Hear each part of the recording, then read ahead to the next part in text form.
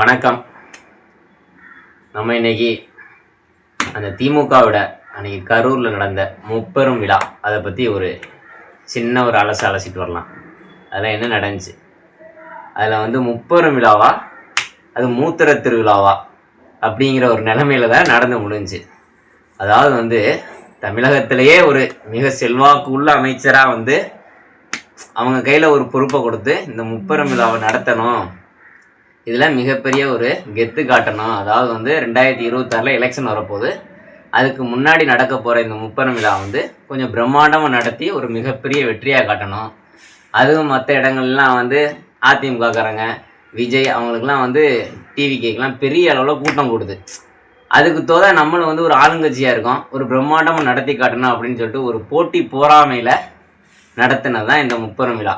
அதுவும் மிகப்பெரிய ஒரு பலமுள்ள ஒரு அமைச்சரான செந்தில் பாலாஜியை தேடி கண்டுபிடிச்சி அவர்கிட்ட கொண்டு போய் இந்த பொறுப்பையும் ஒப்படைச்சாங்க. அதன்படி நான் நடத்தி காட்டினேன், பிரம்மாண்டமாக நடத்தினோம் அப்படின்னு ஒரு பெரிய வீரவசனங்களோட அவரும் இறங்கினார் களத்தில். நான் 1.5 லட்சம் பேரை கூட்டுவேன், 2 லட்சம் பேரை கூட்டுவேன், 1 லட்சம் சேர் போடுவேன் அப்படின்ட்டு பெரிய வாய்ஸ் சவடால்கள் இருந்துச்சு. அந்த அளவுக்கு அந்த விழா நடந்துச்சா, அந்த முப்பெரும் விழா அந்த அளவுக்கு பேசின அளவுக்கு நடந்துச்சா அப்படின்னு பார்த்தா அதுதான் நடக்கலை, மிகப்பெரிய தோல்வியில் தான் முடிஞ்சிச்சு. அதாவது போட்ட 1 லட்சம் சேருன்னு சொல்கிறாங்க, ஆனால் இங்கே இருந்தது 1 லட்சம் சேரே போடலை. அந்த சேர்கள் கூட முழு அளவில் நிரம்பலை. அதே மாதிரி நம்மளை பார்த்து கேலி பண்ணவங்கலாம் அவங்க ரெடி பண்ணியிருந்தது எல்லாமே மிகப்பெரிய கோளாறு. அவ்வளோ மக்களை கூட்டுறோம் அப்படின்னா இங்கே ஒரு டாய்லெட் வசதி, இதுக்கெல்லாம் பெண்கள் வர்றாங்க, அதுக்கெல்லாம் நம்ம ரெடி பண்ணி கொடுக்கணும். அதெல்லாம் எதுவுமே பண்ணாமல் ஒரு தாத்தா ஸ்டேஜுக்கு பக்கத்துலேயே ஒன்று கிடிச்சு விட்றாரு. அந்த அளவுக்கு தான் இருக்குது அவங்களோட விழா. அதே மாதிரி விழா முடிகிறதுக்கு முன்னாடியே வாழத்தார் அக்கிறதா இருக்கட்டும், இதெல்லாம் அவங்களுடைய கொள்கைகள் நம்ம சொல்லணும். நம்மளை பார்த்து கொள்கைகள் என்ன அப்படின்னு நம்மளை பார்த்து கேவலப்படுத்துகிறாங்கல்ல, அவங்களுடைய கொள்கைகளையும் நம்ம விலைக்கு சொல்லணும், மக்களுக்கு தெரிய வைக்கணும். அதாவது அவங்களுடைய முழு கொள்கையுமே அவங்களுடைய திமுகவுடைய கொள்கை, அவங்களுடைய ஆளும் வர்க்கத்தில் உள்ள மாதிரி தான் அடிமட்ட தொண்டனுடைய விலையும் இருக்கும். அதாவது விழா முடியறதுக்கு முன்னாடி எல்லாத்தையும் பாதியை கிளட்டி திருட்டிட்டு போயிட்டான். அந்த வேலை தான் அன்னைக்கு நடந்துச்சு. இதுக்கு முன்னாடி நம்ம வரலாறுகளை பார்த்துருக்கோம், எல்லா இடத்துலையும் நடந்துச்சு. இன்றைக்கும் அதே தான் நடந்துச்சு. இவ்வளோ பிரம்மாண்டமாக நடத்தினேன் அப்படின்னு சொல்லிட்டு பேசின வசனங்களுக்கு தகுந்த மாதிரி அங்கே செயல்பாடுகள் ஒன்றுமே இல்லை. அங்கே கூடிய கூட்டமும் ரொம்ப சொற்பமான கூட்டம் தான், பாதி சேர்கள் கூட நிறையலை. அதே மாதிரி அந்த விழா ஸ்டாலின் வர்ற நேரத்துலேயே கரெக்டாக மழையும் பெஞ்சிருச்சு. அந்த மழை பெஞ்சதோடையே இருந்தவன் பூரா கிளம்பி ஓடி போயிட்டான். நம்மளை பார்த்து சேரை தூக்கி தலையில் வச்சுருந்தான்னு சொல்கிறான். அன்னைக்கு அந்த விழாவிலையும் அதே தான் நடந்துச்சு. எல்லா பையனும் சேரை தூக்கி தலையில் வச்சுட்டு தான் நின்றான். அந்த அளவுக்கு ஒரு கேவலமான விழாவாக தான் இது, ஒரு மூத்திர விழா மாதிரி தான் நடந்து முடிஞ்சிருக்கு. இது நம்மளை பார்த்து போட்டி போடணும் அப்படின்னு சொன்னவங்களுக்கு அவங்களுக்கு மிகப்பெரிய மூக்கு உடைப்பு தான். நமக்கு வர்ற கூட்டம் நம்ம தளபதியும் நம்ம டிவிகேவை நம்பி ஒரு மிகப்பெரிய மாற்றத்தை நோக்கி அவங்களா விரும்பி தன்னெழுச்சியாக வர்றாங்க.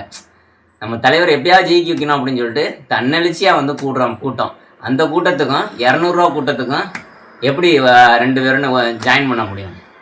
நமக்கு உண்மையான பாசத்தோடு வர்ற கூட்டம், இவங்களுக்கு காசுக்கும் குவார்ட்டருக்கும் வர்ற கூட்டம், ரெண்டுக்கும் வித்தியாசம் இல்லையா? அதை அந்த கரூரில் நிரூபித்தே காட்டிட்டாங்க. அதனால் அவங்க நம்மளோட என்ன கூப்பாடு போட்டாலும் நம்ம பக்கத்தில் கூட வர முடியாது. அவங்களால நம்மளை மாதிரிலாம் தன்னெழுச்சியாக ஒரு கூட்டத்தையெல்லாம் கூட்டி காட்ட முடியாது.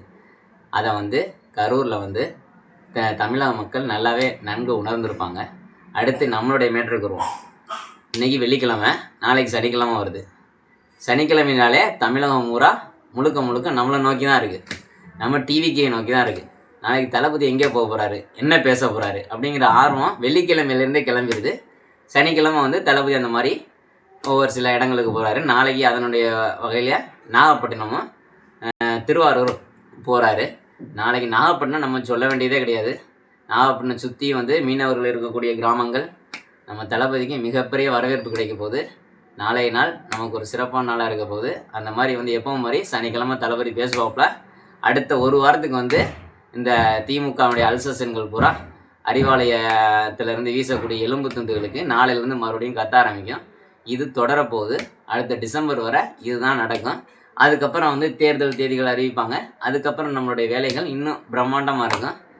கண்ணெழுச்சியாக மக்கள் தானாக உறுப்பினர்களாக சேர்ந்துட்டு இருக்காங்க. நம்மளுடைய கொள்கை 2 கோடியை நோக்கி நம்ம சென்றுக்கிட்டு இருக்கோம். அதனுடைய வேலைகளை நம்ம தீவிரமாக பார்ப்போம். விர்ச்சுவல் வரையர் சாப்பிடாமல் நம்ம உறுப்பினர்கள் சேர்க்குற வேலையை நம்ம தீவிரமாக பார்ப்போம். தலைவர் அவருடைய வேலைகளை அவர் பார்த்துட்டு இருப்பார்.